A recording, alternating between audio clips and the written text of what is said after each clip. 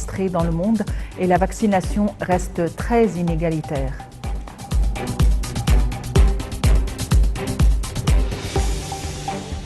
Information en détail, le porte-parole officiel de la présidence, l'ambassadeur Bassam Radi, a déclaré que le président Abdel Fattah al-Sisi a honoré ce matin les joueurs et les entraîneurs qui ont remporté des médailles lors des Jeux paralympiques de Tokyo 2020.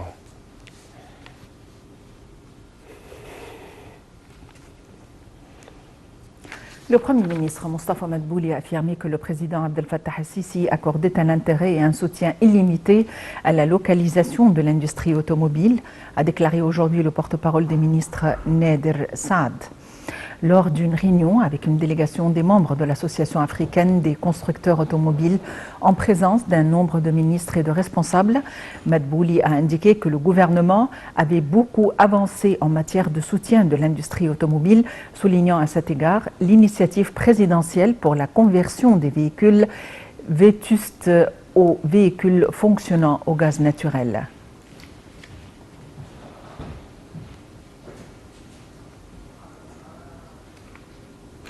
Sur le plan diplomatique, le ministre égyptien des Affaires étrangères, M. Samar Choukri, et son homologue américain, Anthony Blinken, se sont mis d'accord hier sur l'importance d'œuvrer en vue de bien préparer le prochain round de dialogue stratégique entre deux pays.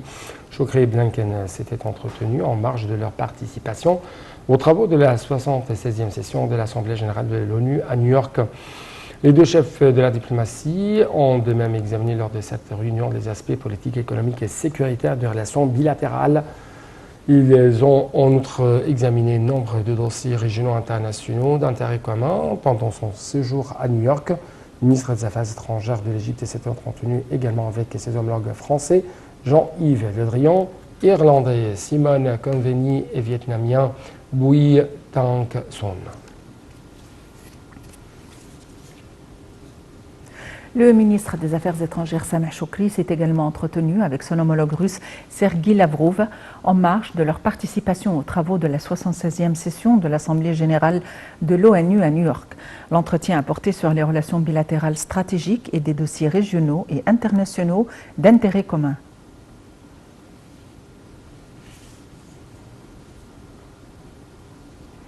Sur le plan sanitaire, la ministre de la Santé, Dr Hala Zaid, a tenu aujourd'hui une conférence de presse conjointe avec l'ambassadeur allemand au Caire. Zaid a remercié l'Allemagne pour avoir offert à l'Égypte 2,3 millions de doses du vaccin AstraZeneca. La ministre a ajouté que les relations avec l'Allemagne étaient un exemple de la coopération dans le domaine sanitaire.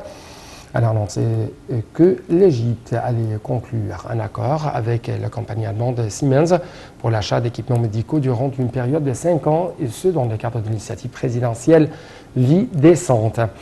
De sa part, l'ambassadeur allemand a déclaré que son pays soutenait les efforts développés par le gouvernement égyptien en vue de développer le secteur sanitaire. Il a de même ajouté que l'Allemagne soutenait l'Égypte dans ses efforts en vue de produire des vaccins contre le coronavirus.